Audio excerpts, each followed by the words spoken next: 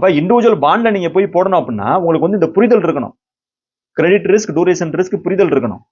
இப்ப Andhra government, Telangana government, இவங்கெல்லாம் வந்து கேரளா கவர்மெண்ட், இவங்கெல்லாம் வந்து பாண்ட் இஷ்யூ பண்ணுவாங்க.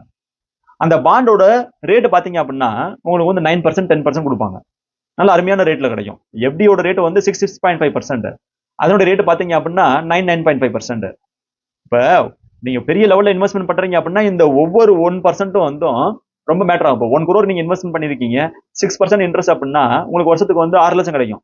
இப்ப இதுவே வந்து 9%, 9.5% அப்படின்னா 9 lakh 10 lakh வரைக்கும் கிடைக்குது. உங்களுடைய அமௌண்ட் வந்து ரொம்ப பெரிய லெவல்ல கிடைக்குது.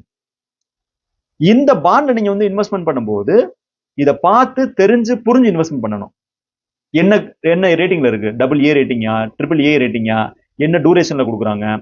இப்ப முத்தூட்லாம் இருக்குது, முத்தூட்டோட பினான்ஸ், முத்தூட் மினி கார்ப், இது எல்லாமே வந்து அவங்க பாண்ட் இஷ்யூ பண்ணுவாங்க.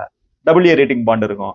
அவங்களுடைய இன்ட்ரெஸ்ட் எல்லாம் பாத்தீங்க அப்படின்னா 8% இருந்து 9% வரைக்கும் அவங்க வந்து இன்ட்ரெஸ்ட் கொடுக்குற மாதிரி இருப்பாங்க. அப்ப உங்களுக்கு வந்து கொஞ்சம் எக்ஸ்ட்ரா இன்ட்ரெஸ்ட் வேணும் அப்படின்னு நினைச்சீங்க அப்படின்னா இந்த பாண்ட்ல போய் நீங்க வந்து டைரக்டா வந்து இன்வெஸ்ட்மெண்ட் பண்ணலாம். அதுக்கு ஒரு சில பிளாட்ஃபார்ம் இருக்குது. ஃபிக்ஸ்டு இன்கம் பிளாட்ஃபார்ம் இருக்குது, விண்ட் வெல்த் இருக்குது. இதுல போய் நீங்க வந்து டைரக்டா வந்து பாண்ட் வாங்கலாம்.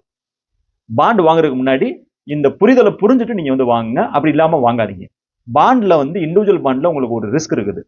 என்ன ரிஸ்க் அப்படின்னா லிக்விடிட்டி ரிஸ்க். இப்ப நீங்க இண்டிவிஜுவல் பாண்ட் வாங்கினீங்கன்னு வச்சுக்கோங்களேன், நீங்க திருப்பி ஏதோ ஒரு எமர்ஜென்சிக்கு விற்கணும்னு நினைச்சீங்க அப்படின்னா ரொம்ப கஷ்டம். அது ரொம்ப உங்களுக்கு வந்து கொஞ்சம் ஒரு சில நேரங்களில் வந்து ரொம்ப லாஸ் பண்ண வேண்டியிருக்கும். பாண்ட்ல இன்வெஸ்ட்மெண்ட் பண்றீங்க அப்படின்னா கிளியரா வந்து மைண்ட்ல வச்சுக்கோங்க, இது வந்து ரெகுலர் இன்கம்காக நான் வந்து இன்வெஸ்ட்மெண்ட் பண்றேன். இப்போ நீங்க 1 crore வச்சிருக்கீங்க அப்படின்னா 1 crore நீங்க போட்டுருங்க. மந்த்லி எனக்கு வந்து வரக்கூடிய இன்ட்ரெஸ்ட் மட்டும் நான் வந்து வச்சுக்கிறேன்.